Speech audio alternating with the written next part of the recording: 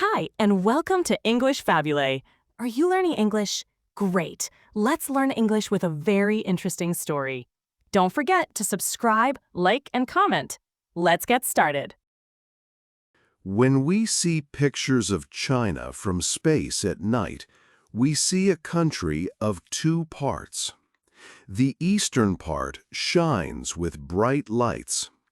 These lights come from many large cities. It looks like a sea of light. But when we look at the western part, it is almost completely dark. It is a huge, dark space with only a few small lights. This big difference is a very important story about China. An imaginary line on the map explains this difference.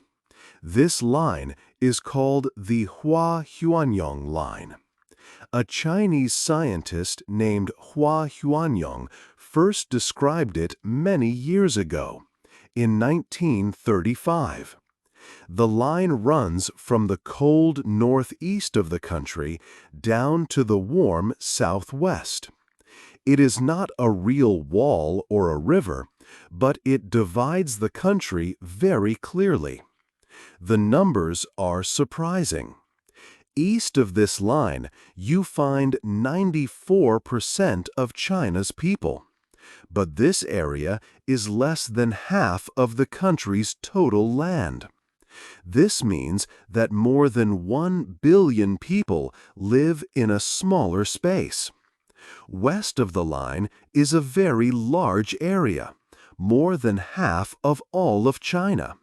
But only 6% of the people live here. This huge part of the country is almost empty. This has been the situation for a very long time. It is a big question. Why do so few people live in the big western part of China? This story explores the answer.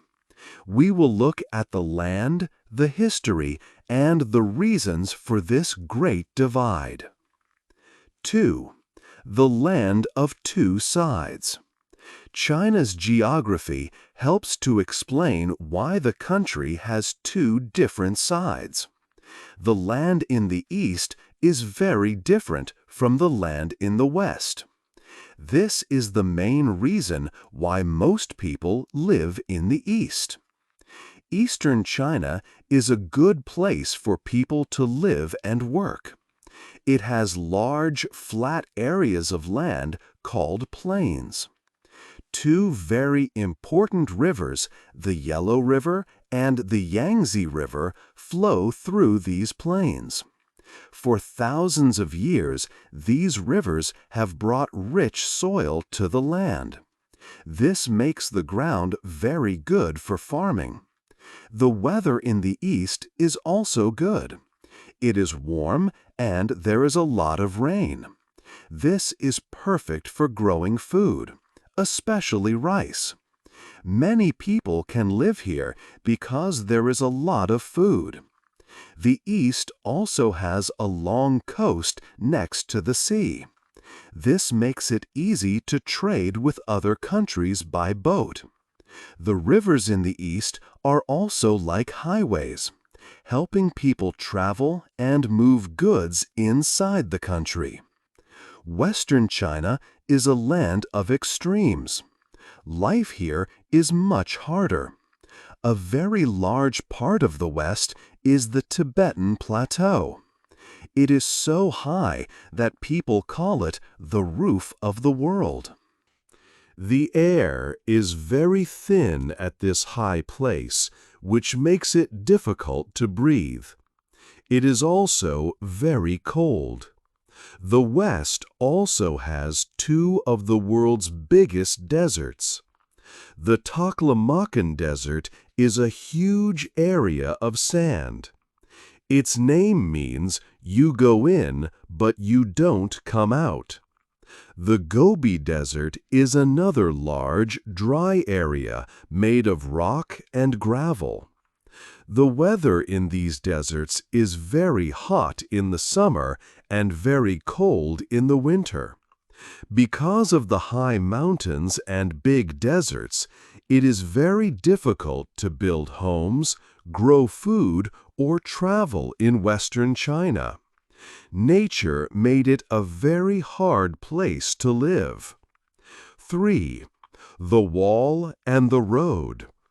For thousands of years, there was a serious conflict between two different groups of people. In the east were the Chinese farmers. They built permanent villages and big cities. They stayed in one place to grow food in the rich soil. But in the huge lands to the north and west lived the nomads. Nomads were people who did not have permanent homes. They moved from place to place with their animals, like horses and sheep, to find grass and water. Their way of life was very different. The nomads were excellent horse riders and strong fighters. Because their lands were difficult, they often wanted things that the farmers had, like grain and silk. They would form groups and attack Chinese towns. They moved very fast on their horses. After an attack, they could quickly disappear back into the vast deserts or steppes. For the Chinese rulers, these attacks were a constant and dangerous problem. To protect its land, China did something amazing. It built the Great Wall. The wall was not built all at once. For many centuries, different Chinese leaders built and connected different parts of it. The wall was a huge physical border. It was a clear line that separated the world of Chinese farmers from the world of the nomads. The main purpose of the wall was defense. It helped to stop the fast attacks from the nomadic riders and made the farming communities feel safer. But China's relationship with the West was not only about defense. There was also a very important trade route called the Silk Road. The Silk Road was not a single easy road.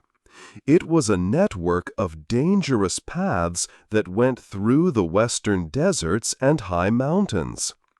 Traders used this route to travel between China and other places, like Central Asia and Europe. They carried valuable goods, especially silk from China, which was very popular in other countries. It was very important for China to control the Silk Road. Controlling this trade route brought great wealth and power to the empire. Chinese armies were sent into the western regions to protect the traders and their goods from bandits. They built forts along the route. This shows China's two different goals for the West. It built a wall to keep enemies out, but it also controlled a road to let trade and money in. 4. The empire's new borders. For many centuries, Chinese rulers had a big problem. They wanted to control the large, empty lands in the West, but it was very difficult. Then a new group of rulers came to power in the year 1644. They were called the Qing dynasty. The Qing rulers were very different from the dynasties before them.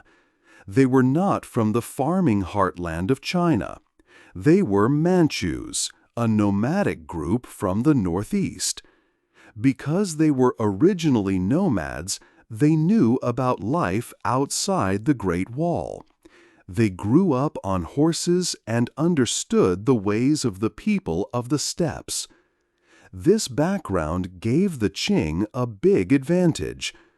past Chinese armies struggled in the western deserts and mountains, but the Qing soldiers and leaders understood how to fight there.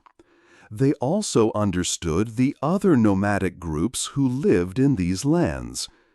Two very powerful Qing emperors, Kangxi and Qianlong, used this advantage. They decided to expand China's borders in a big way. Their armies were strong and well organized. They went west and fought many successful campaigns. They conquered huge new areas of land. These areas included Mongolia in the north, the high plateau of Tibet, and the vast desert region of Xinjiang. The Qing emperors did not conquer this land just to make their empire bigger. They had a very important strategic reason. They wanted to make the main part of China completely safe. For thousands of years, nomadic groups had attacked the rich farms and cities in the east. The Qing leaders wanted to stop these dangerous attacks forever. Their solution was to create a huge buffer zone. A buffer zone is a large, safe area that separates and protects a country from its enemies. By controlling the lands where the nomads lived, the Qing could stop any attacks before they even started. This strategy finally protected the wealthy and crowded eastern heartland from invasion. The Qing expansion was very successful. It created the basic shape of China that we see on a map today. The country became much larger than it was before. The new Western territories added a huge amount of land to the empire. In fact, these new areas made up more than half of all of China's territory. But these new lands were still very empty. They were difficult places for farming and for large cities. They were governed as part of the empire, but they were not like the eastern provinces. The Qing had changed China's borders, but they could not change its geography. The West was now securely part of the empire, but it remained a vast, sparsely populated space. 5. Water and power. In the past, China's leaders saw the empty West as a security problem. Today, they see it as a place full of valuable resources. These resources are very important for China's power and for its large economy. The empty lands are now essential for the country's future. The Tibetan Plateau is a good example. This high area is often called Asia's water tower. This is because many of Asia's largest rivers begin here. The Great Yellow and Yangtze rivers, which are so important for eastern China, start in Tibet. Other big rivers, like the Mekong and the Brahmaputra, also start here. These rivers flow down from the mountains and give water to billions of people. They provide water not just for China, but also for countries like India, Vietnam, and Cambodia. Because China controls Tibet, it controls the source of this water. The Chinese government can build large dams on these rivers. By controlling the water, China gains power over its neighbors. In a world where water is becoming more and more precious, this control is a very important strategic asset. It gives Beijing a lot of influence in Asia. The region of Xinjiang is also very important for its resources. Under the ground, Xinjiang has huge amounts of oil, natural gas, and coal. China is the world's second largest economy, and its big cities and factories need a lot of energy. The oil and gas from Xinjiang help to power the country and make it less dependent on other nations for energy. Xinjiang is also key for China's clean energy plans. The region has large open deserts with a lot of sun and strong winds. This makes it a perfect place for building huge solar power farms and wind farms. These projects create clean electricity that is sent to the big industrial cities in the east. This helps China's economy to grow while also trying to manage pollution. The resources from the West, from water in Tibet to energy in Xinjiang, have become central to China's strength and security in the modern world. 6. The New Silk Road. China has a very big new plan for its future. This plan is called the Belt and Road Initiative. It is like a modern version of the old Silk Road. The plan completely changes the purpose of China's empty western regions. For many years, the West was a remote and difficult area. Now, the government is turning it into a new center for trade, which means buying and selling things with other countries. The region of Xinjiang is at the heart of this important plan. The Belt and Road Initiative is a giant building project. China is building new high-speed train lines that cross the deserts and mountains of the West. It is also building modern highways and long pipelines to carry oil and gas. These new routes do not stop at China's border. They continue deep into other countries. They connect Western China to its neighbors, like Kazakhstan, and then go all the way to markets in Europe. The plan also helps to build connections with countries in the Middle East and Africa. One famous part of the plan is the China-Pakistan Economic Corridor. This is a huge project that includes new roads and railways. It connects the city of Kashgar in Xinjiang directly to a seaport in Pakistan. This gives Chinese ships a much faster route to the ocean.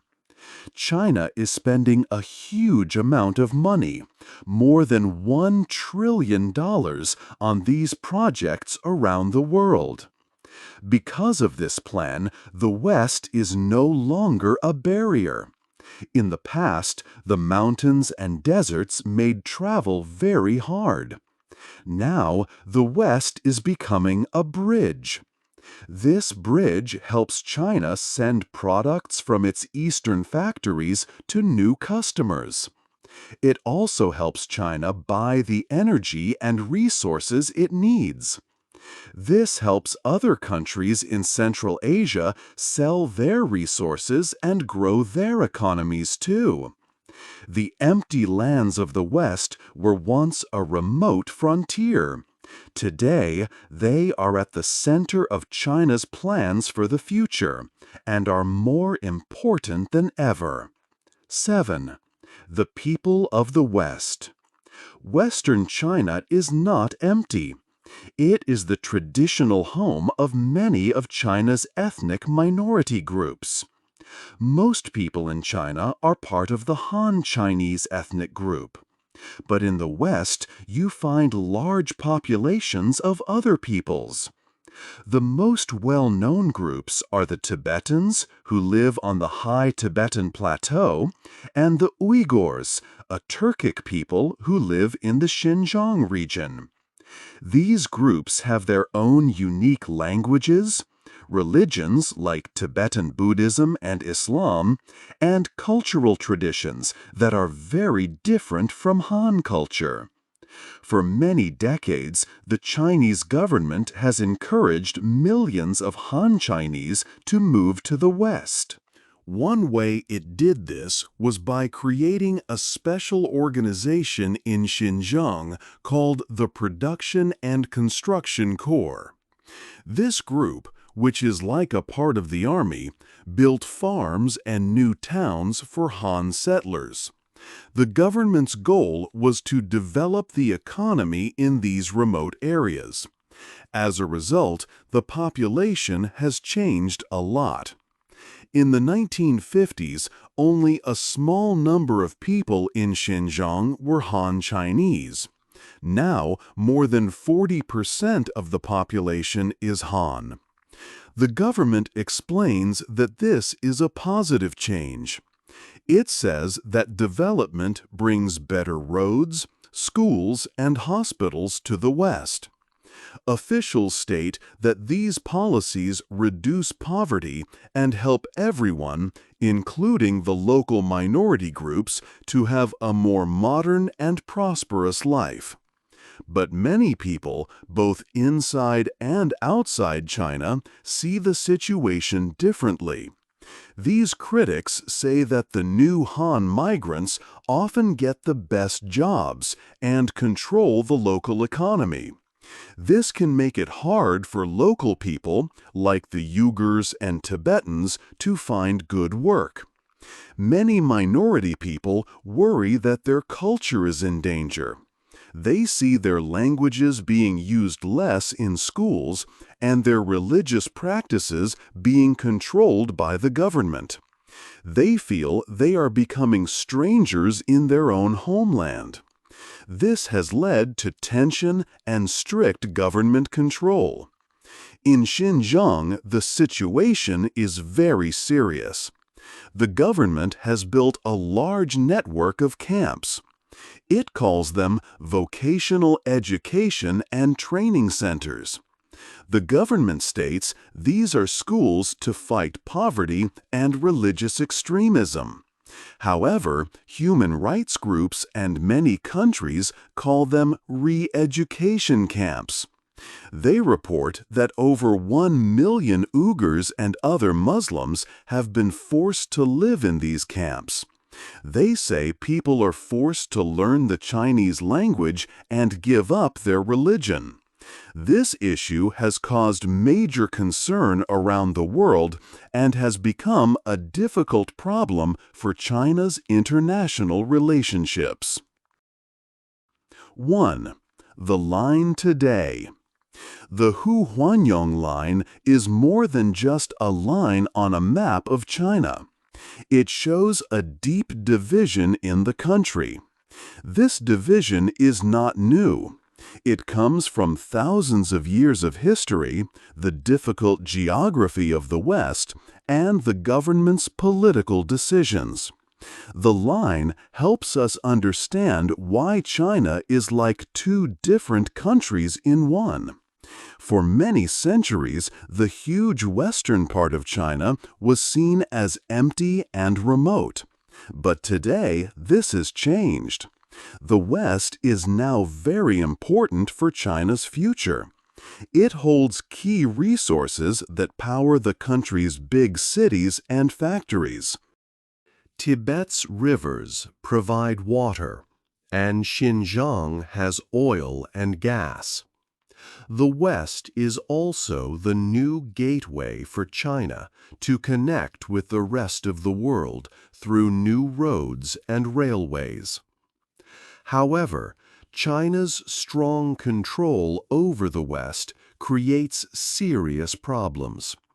This is especially true for the ethnic minorities who have lived there for a long time, like the Tibetans and the Uyghurs. The government wants to make the West more developed and secure. To do this, it has moved many Han Chinese people there and built a lot of infrastructure. But these changes create challenges for local cultures and traditions. Many reports talk about strict government control, which causes concern around the world. This creates a very difficult balance.